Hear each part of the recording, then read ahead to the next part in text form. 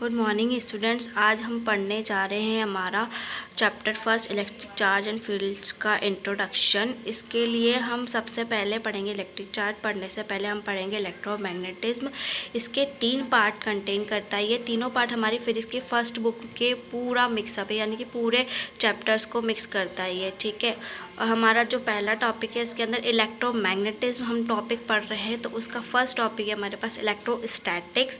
Electrostatic यानी कि electric का मीनिंग है एक तरीके से चार्ज, और स्टैटिक का मीनिंग होता है रेस्ट, यानी कि बिल्कुल फिक्स पोजीशन, स्टैटिक्स के अंदर आ जाना, ठीक है। तो आपका चार्ज जो होता है वो रेस्ट में होता है। इसका एग्जांपल हम पढ़ सकते हैं कि जो हम एक थर्माकोल की शीट होती है, थर्माकोल को शीट को अगर आप कट कर दो और उसको अगर आप जैसे बिल्ली है उसके फर पे लगवा दो, या फिर जैसे हम थर्माकोल की शीट को क्या कर सकते हैं, जैसे हमारे जो वुलन के क्लोथ होते हैं उसके ऊपर रख दो, तो वो क्या होंगे, बिल्कुल फिक्स हो जाएंगे, ना इधर से उठेंगे ना उधर से हिलेंगे, ठीक है। तो ये क्या होगा, चार्ज स्टैटिक हो, उनमें चार्ज होता है, ठीक है, तो बिल्कुल फिक्स हो जाएंगे। अगर हम एक और एग्जांपल से बता सकते हैं आपको कि अगर आपने कोई, जैसे हम आपस में एक दूसरे से सर्दियों में वो वुलन के क्लोथ को टकराते हैं, तो वो भी क्या होते हैं, उसमें भी चार्ज आ जाता है, ठीक है। नेक्स्ट है आपका मैग्नेटिज्म। मैग्नेटिज्म का मीनिंग होता है कि मैग्नेट, यानी कि मैग्नेट के अंदर भी चार्ज होगा। चार्ज क्या है, मूविंग है, ठीक है। तो एम से हम देख सकते हैं कि charge is moving with same speed, यानी कि स्पीड जो होगी आपकी वो सेम होगी, ठीक है। अब इसका एग्जांपल हम ले सकते हैं रेफ्रिजरेटर मैग्नेट, यानी कि जो हमारी फ्रिज होती है, फ्रिज के जो हम साइड कॉर्नर देखते हैं, वाइट शीट होती है, वो क्या होती है, बिल्कुल फिक्स होती है। उनको आप आपस में टकराओगे तो बिल्कुल फिक्स हो जाती है, बंद हो जाती है। अगर वो नहीं लगाई जाएंगे तो क्या होगा, हमारी गैस वगैरह बाहर निकलेगी और वो ख़राब हो जाएगी, ठीक है।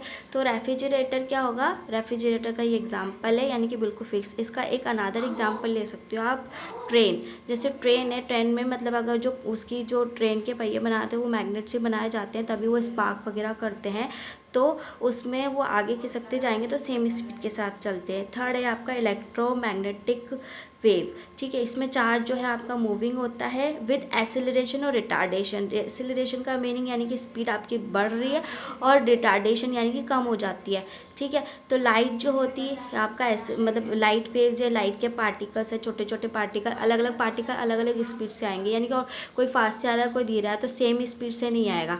और एक्सरेज के भी एग्जाम्पल है, जैसे हम उसमें एक्सरेज में यूज़ करते हैं, ओके। ये हमारे पास इलेक्ट्रिक चार्ज का नेक्स्ट टॉपिक है, जो कि डिस्कवर किया है ग्रीस में अराउंड 600 BC।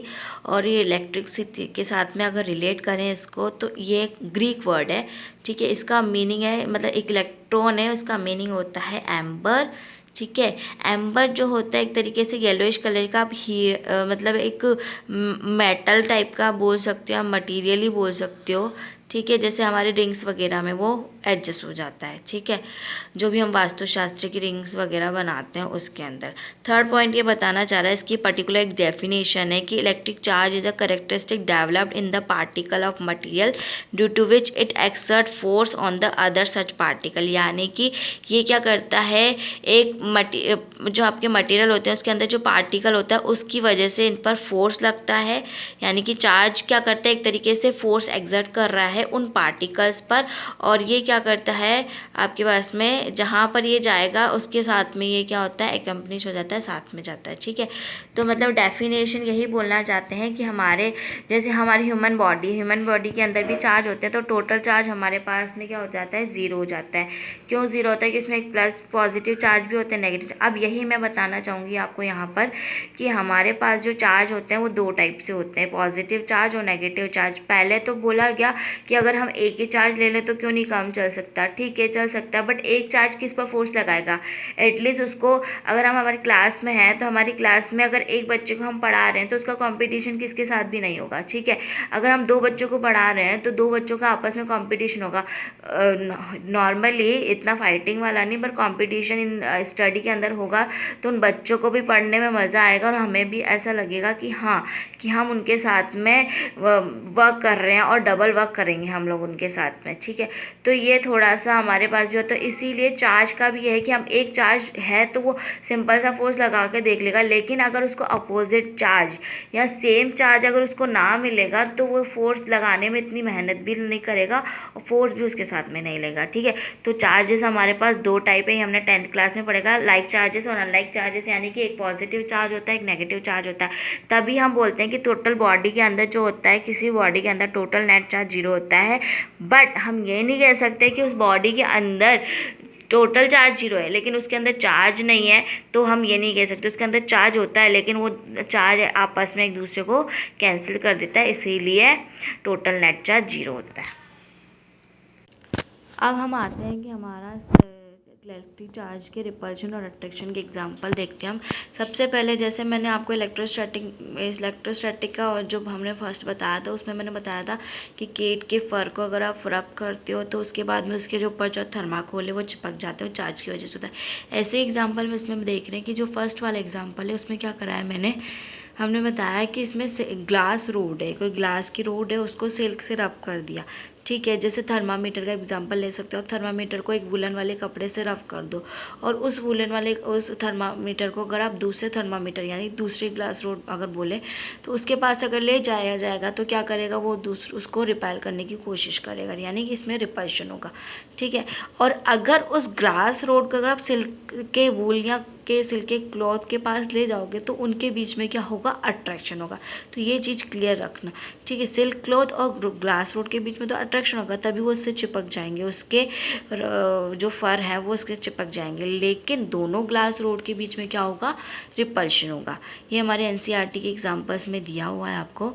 ठीक है, इसका सेकंड वाला एग्जांपल है प्लास्टिक रोड का। प्लास्टिक रोड को भी सेम हमने सिल्क थ्रेड से रब किया, लेकिन उस पर तो क्या था, पॉजिटिव चार्ज, यानी कि वो उसको चार्ज को मतलब इतना गेन नहीं कर पा रहा था। ठीक है, मतलब एटलीस्ट ये बोल सकते हो कि वो दे रहा था, और ये क्या कर रहा है, गेन कर रहा है चार्ज को। और उसके बाद में क्या कर रहा है, दूसरी प्लास्टिक रोड को अगर उसके पास ले जाएंगे तो भी क्या करेगा, वो रिपल्शन। तो इससे शो हो रहा है कि नेगेटिव चार्ज है, यानी कि अनलाइक चार्ज एक दूसरे को रिपेल कर रहे हैं। इसी तरीके से हम इसमें बता सकते हैं कि प्लास्टिक रोड और सिल्क थ्रेड दोनों के बीच में क्या होगा, अट्रैक्शन होगा। ठीक है, लास्ट थर्ड एग्जांपल पर आप आते हैं। इसमें क्या दिया हुआ है कि सिल्क को अगर ग्लास रोड से रब किया जैसे फर्स्ट में किया, और सेकंड वाले में जैसे ग्लास रोड को प्लास्टिक रोड को हमने सिल्क से रब किया, तो दोनों क्या करा, एक तो सिल्क को ग्लास रोड से रब कर दिया और दूसरी प्लास्टिक रोड के पास लेकर आए, तो क्या हुआ, अट्रैक्शन हुआ। ओके, ठीक है, तो हम समझ चुके हैं। अब उसके बाद में अगर हम इस सिल्क और ग्लास रोड, यानी कि उस सिल्क के जो सिल्क से हमने ग्लास रोड को मिक्स किया तो प्लास्टिक के बीच में लेके आए तो अट्रैक्शन हुआ, और अगर प्लास्टिक को सिल्क के पास लेके जाओगे तो रिपल्शन होगा, उल्टा होगा। ठीक है, तो ये चीज़ क्लियर करना हम। ठीक है, ओके, ठीक है। नेक्स्ट हमारे पास है एग्जाम्पल, हमने तीनों क्लियर कर लिए। उसके बाद मैं बताना चाह रही हूँ कि गोल्ड लीफ इलेक्ट्रोस्कोप क्या होता है। यानी कि हमने जो रदरफोर्ड एक्सपेरिमेंट है हमारे इस चैप्टर के अंदर थोड़ा सा एक्सप्लेन किया हुआ है, वो मैं आपको एक्सप्लेन करके बता देती हूँ। इसमें सिर्फ इस इलेक्ट्रोस्कोप से ये डिवाइस होती है जो कि क्या करती है, पता करती है कि हमारे पास हमारी बॉडी के अंदर चार्ज है तो कितना है, कैसा है। ठीक है, मतलब चार्ज है तो बताता है, चार्ज को बताता ही है। ठीक है, तो इसके लिए हमने क्या लिया है, इसमें एक हमारे पास में एक मेटल है, मेटल के नीचे एक मेटल से कनेक्टेड करते हुए हमने कंडक्टिंग रोड ली, और कंडक्टिंग रोड से कनेक्ट करते हुए हमारे गोल्ड लीफ है। ये गोल्ड लीफ बहुत पतली होती है। इसका एक्सपेरिमेंट इसीलिए किया जाता है क्योंकि इसको आप दबा दबा के मतलब मार के क्या कर सकते हो, गोल्ड को हमेशा पतला कर सकते हो, फैल जाता है ये पतला करते हुए। ठीक है, तो इसको ये कुछ ख़राब नहीं होगा, कुछ नहीं होगा, सिर्फ फैलता जाता है।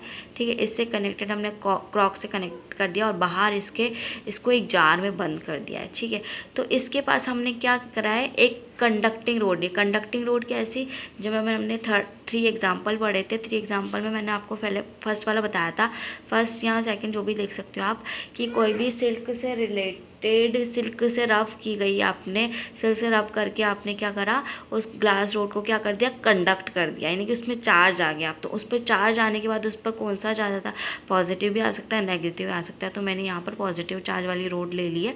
ठीक है, इस रोड को अगर आप मेटल्स के पास लेके जाओगे तो उस गोल्ड लीफ पर क्या होगा, पूरी तरीके से वो चार्ज क्या हो जाएगा, स्प्रेड आउट हो जाएगा। वो आपका इसमें बताया हुआ है कि अगर इस लीफ के पास में अगर आप लेके आते हो तो स्प्रेड आउट हो जाता है, यानी कि स्प्रेड हो जाती है वो लीफ, यानी कि वो फैल जाती है। जैसा कि हमने बताया कि गोल्ड लीफ जल्दी फैल जाती है, ठीक है।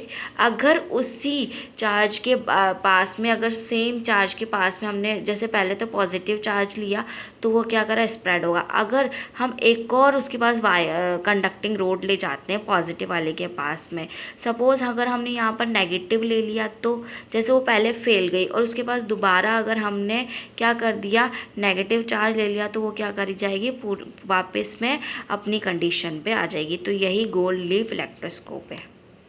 नाउ हमारे पास लास्ट में आया है कंक्लूजन ऑफ इलेक्ट्रिक चार्ज, ठीक है। ये क्या होता है, प्रॉपर्टी ऑफ मटेरियल होती है बाय विच इट एक्सर्ट्स और एक्सपीरियंस इलेक्ट्रिक और magnetic effects is called electric charge. यानी कि आपके पास में मटेरियल होता है जो कि क्या करता है, इलेक्ट्रिक और मैग्नेटिक इफेक्ट को एक्सर्ट करता है, यानी कि एक तरीके से फोर्स की जो बात करी थी हमने वो है, ठीक है। और इसका एग्जाम्पल हमने जो शुरू से स्टार्टिंग से लेकर एंड तक पढ़ा कि आप कोई भी सिंथेटिक क्लोथ लेते हो और उसको आप क्या करते हो, मतलब लेते हो या स्पार्क करते हो, उसमें हाथ लगाते हो स्पार्क आ जाता है, या उसमें उसकी आवाज़ सुनते हो क्रैकल की, तो वो आपका क्या होता है, एक तरीके से चार्ज के फॉर्म में होता है, ठीक है। तो हमारा ये टॉपिक लास्ट यहीं ख़त्म होता है। अगर हमारे 2 मार्क्स में ये क्वेश्चन आता है तो हम इतना लिख सकते हैं, और एक एग्जाम्पल जो मैंने आपको 3 एग्जाम्पल बताया उसमें से एक प्लास्टिक रोड का आप दे सकते हो। Okay, thank you.